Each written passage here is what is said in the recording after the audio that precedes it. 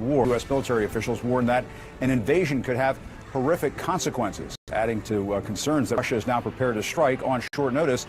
The U.S. has new indications that Russia has positioned supplies of blood near Ukraine's borders, which of course would be necessary to treat casualties in the event of a conflict. Meanwhile, in Russia, more defiance and an unusual alliance, as Russian state TV is embracing the pro-Putin bloviations coming from Tucker Carlson on Fox. That's making it easier for Kremlin-controlled media to accuse, quote, legitimate Western journalists of instigating a war between Russia and Ukraine. Let's go to CNN's Nick Robertson in Moscow. Nick, tell us what are some of these messages that Russian citizens are receiving right now from state television there? Yeah, state TV is hugely important, of course, to the Kremlin, because that's how it gets its message out. That's how it's selling. It's doing around Ukraine. They're certainly the way that they do this is to play Western media off against other parts of Western media. And right now they have a darling in the Western media and many others who aren't. And that darling is Tucker Carlson from Fox, and the others tend to get a hard time. On Russian state TV, Western media are getting ridiculed. Like it or not, they think independent journalists are propagandists for the US government, creating a provocation for war. You have no idea what's happening in our mind. You have no idea about our history. You have no idea what Russia is about. You have no idea what Ukraine is about our mutual history, why we have a problem. Vladimir Solovyov hosts his own show, proudly pushes the Kremlin's views, and Fox anchor Tucker Carlson's. He's a nice guy, he's funny, has his own point of view. He hates Biden, he likes Trump, so what? And we start today with breaking news. No irony that in Russia, unlike America, criticizing the president is off limits, and never more so than now. In the past year, independent media here have been almost completely crushed. It's a feeling of tense, and it's all the time. You can never be sure that tomorrow you will be you will be all right. You can never be sure that tomorrow your TV station will still be alive. Yekaterina Kodrakadze is an anchor at TV Rain, one of Russia's last independent stations. It is designated a foreign agent, Kafkaesque Kremlin law that can snuff it out. She is all too familiar with state TV's manipulations, how they use Western media, and play Carlson against his broadcast colleagues. They just like that there is a person who says, are we going to fight Russia because of this corrupted Eastern European country that we even cannot find on the map? So as soon as he says something that is not in this, direction that they need, he's not going to be a friend anymore. In Russia's propaganda war, truth doesn't matter. What counts is stopping a war they are convinced America is fomenting. So at this point, NATO exists primarily to torment Vladimir Putin, who would at home, facing accusations of being a pro-Putin stooge, Carlson has defended some of his pro-Russia comments and said he is not a Russian agent. So will he lose his war-stopping value in Russia? Come on, this poor guy from Fox News. Well, I like the idea of him being a Russian spy, colonel of Russian GRU services. Yeah, it's really not the way any respected journalist really wants to be portrayed. But once you get in the Kremlin spin cycle here, there's really no way of telling which way it's going to spit you out, Jam. No question about it. I mean, and that's why he is very much sounding like Comrade Tucker these days in Moscow. All right. Nick Robertson, thank you very much for that eye-opening report. We appreciate it. And I'm joined now by legendary chess grandmaster and very outspoken Putin critic, Garry Kasparov. Garry is also the chairman of the Human Rights Foundation and the Renewed Democracy Initiative. Garry, you recently made the point that Vladimir Putin is not playing chess here. He's playing poker, and you think he is bluffing. What do you make of what we just saw there in Nick Robertson's report about how they are, manipulating their audiences into thinking that because Tucker Carlson is spouting these talking points, that there is a decent level of support in the United States for what Vladimir Putin is up to right now? What do you think is his overall end game? Tucker Carlson, Vladimir Putin. It's a good question. Both. Tucker Carlson has become a mouthpiece of Russian propaganda. Yes, he's all over the place, and that's the gift from heaven for Putin's propaganda machine. Now they can quote, as they see, a legitimate the host of a big talk show who can address nearly half of American households, and his views are, to say pro-Russian is not correct because it's pro-Putin. Russia has no interest of fighting this war against Ukraine, has no interest of subduing neighboring nations and continuing this suicidal, aggressive Vladimir Putin's policies.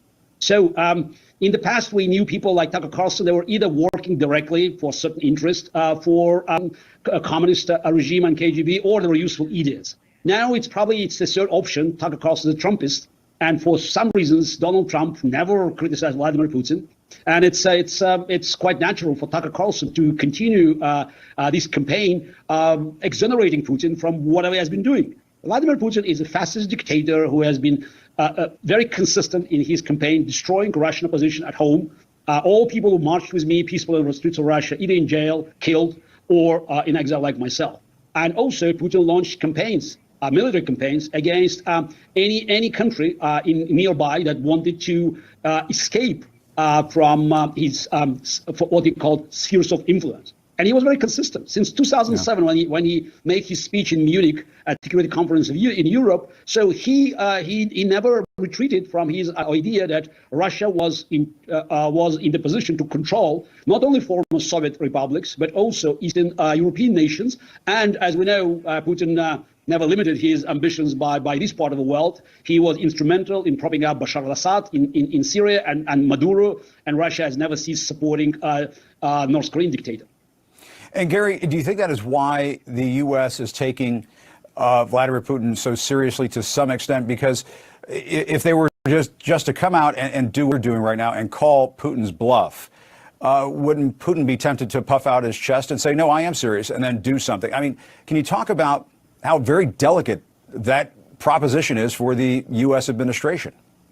Yeah, it is delicate, but let's not forget, that's already the fourth U.S. administration that dealt with Putin's problem, and only now they show some seriousness. Because simply increasing the degree and tone threats, it doesn't change Putin's calculations if he doesn't believe you. And let's not forget, Putin, as every dictator, he never asks why, it's always why not. So what can stop Putin from attacking Ukraine or doing similar things is a prohibitive cost. And only actions will change Putin's calculations. So right now, he's contemplating whether to take American threats seriously, because while, this administration stepped up by cementing opposition to Putin and trying to bring European allies, which is not easy, considering the corruption, Putin's corruption in Germany and in few other European countries. But it's still, in my view, it's not enough, because we still lacking a document that will clearly state that any aggressive action against Ukraine will trigger new sanctions. There's a big talk, but Putin has to calculate whether the price, both economic and also in body bags coming back to Russia from Ukraine invasion, would be too high for him. And we were just talking about Fox's Tucker Carlson and the pro-Russian sentiment, or pro-Putin sentiment that I guess you described it as he's been spinning on the air. Let's do another taste of that. Let's get another taste of that and talk about it on the other side. So at this point, NATO exists primarily to torment Vladimir Putin, who, whatever his many faults, has no intention of invading Western Europe. Is our most dangerous enemy, they scream. We can't let him hurt Ukraine. It turns out Russiagate was actually more effective even than we'd realized. The Steele dossier has been debunked, but in Washington, the theme remains in force. Russia, Russia, Russia, Russia is bad. The fact is, Ukraine is strategically irrelevant to the United States. No rational person could defend a war with Russia over Ukraine. And Gary, as you know, U.S. policy, especially for Republicans who revered Ronald Reagan, was always about preventing the expansion of Russia or the Soviet Union, I guess, during the Cold War. And, you were mentioning earlier that there have been moments throughout, recent Russian history where you've seen American media figures and so on say things that, and those things would be manipulated by Kremlin state television. But have you ever seen somebody as high profile and as popular as Tucker Carlson, somebody who has the reach of Tucker Carlson, to spout this kind of propaganda, these kind of pro-Putin talking points to this effect? It seems to me that we've never really seen anything like this before from the American side. You're right. Not that I've never seen it. I never could have imagined that I would the day would come and I would be discussing with you this topic. Actually, there's when you look at the Fox News front page, their online version. So you always have Tucker Carlson, but you also have many voices from the past, like Nikki Haley or Senator Cotton. When I say from the past, those who are using this Reagan's line and criticizing the same administration that Tucker Carlson is blaming for opposing Putin for not being strong on Putin. So it's a classical case of cognitive dissonance or schizophrenia. But it's extremely dangerous. And of course, Tucker Carlson has been fully promoted on Russian television. But when he says that Ukraine is irrelevant, it's wrong. It's not just because Ukraine it's a 45 million nation and it's not a buffer state. This is not a geopolitical bargaining chip. So Ukraine suffered from Russia's violation of international treaty that has been signed numerous times. And guaranteed Ukraine territorial sovereignty. It's collapse of Ukraine, and that's Putin's goal, collapse of Ukraine's sovereignty. It will be a challenge or even destruction of the world order that we know since the end of World War II. Yeah, absolutely. Yeah, so that's why it's not Ukraine. If Ukraine falls, into Putin's hands, what about Taiwan? Will Tucker Carlson be so aggressive defending Chinese communists? Because now he's critical. But if they attack Taiwan, so that will be another question. Is America, in the position to defend it? Yeah. Well, we don't want to see him move on to that part of the world. All right, Garry Kasparov, thank you very much. We appreciate it. Nice talking to you. Thanks for your insights. Thank you very much. Thank you. All right. And coming up, he already incited an insurrection, and now Donald Trump says there should be more protests if prosecutors go after him. He's even dangling pardons for the January 6 rioters. Democracy is burning in this country, and Donald Trump is holding the blowtorch. During a rally in Texas last night, the former president dangled pardons for those charged with the deadly January 6th insurrection.